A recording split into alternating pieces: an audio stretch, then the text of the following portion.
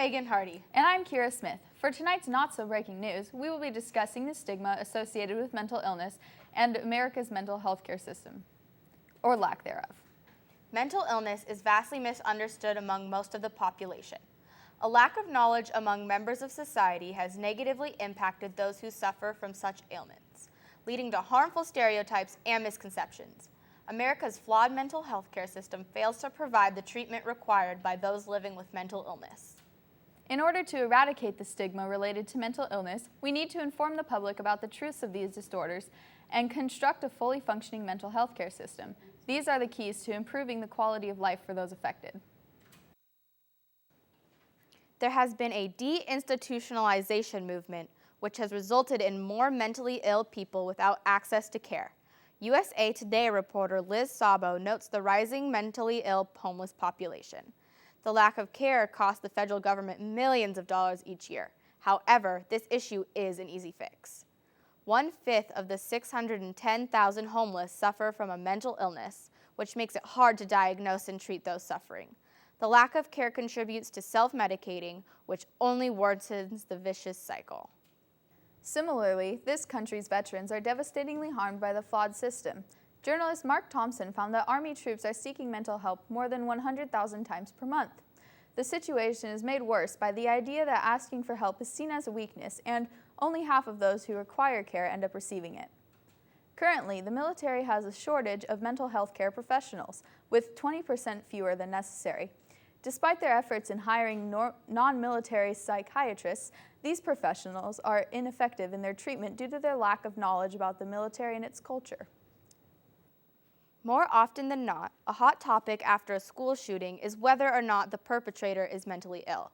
In fact, 80% of the population is led to believe mental illness through the media is a large factor in gun violence.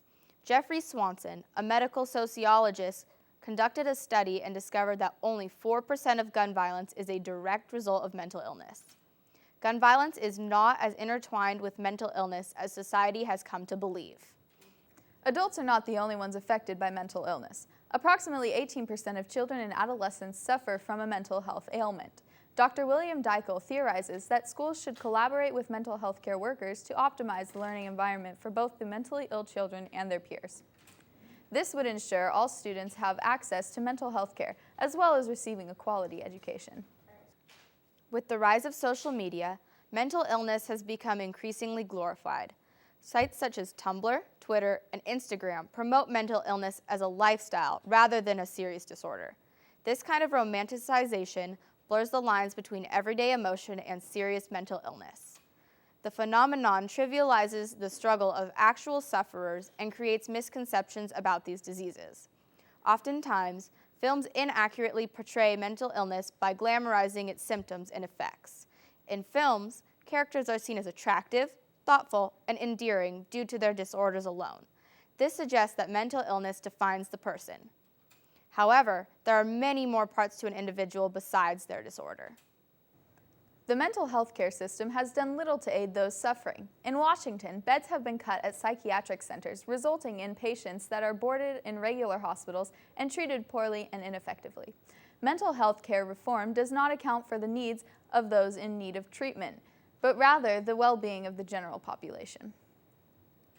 However, the government must turn its focus towards treating patients long-term. Their attention needs to be concentrated on using their budget to maximize the amount of care patients receive. Some movements have aided those living with a mental disorder.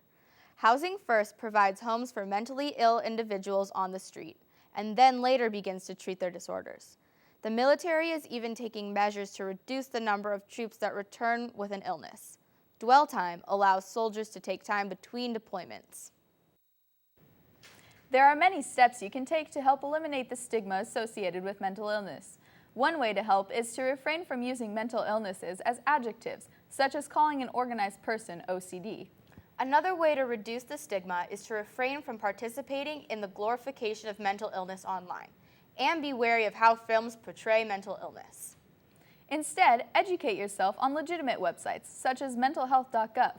Taking these simple steps can make mental illness a less taboo subject. I'm Megan Hardy. And I'm Kira Smith. Thank you for watching this broadcast. And remember, you have the power to end stigma and make a difference.